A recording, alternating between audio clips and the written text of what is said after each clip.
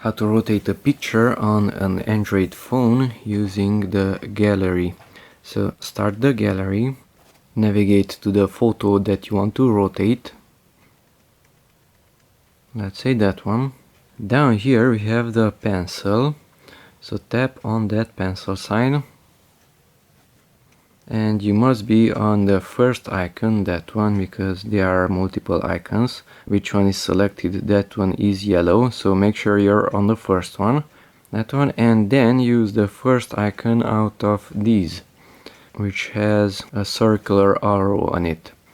So tap on that circular arrow and the image is being rotated to the left.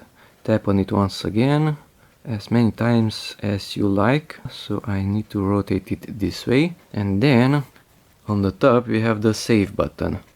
Tap on save and the picture was rotated. Now it's not upside down.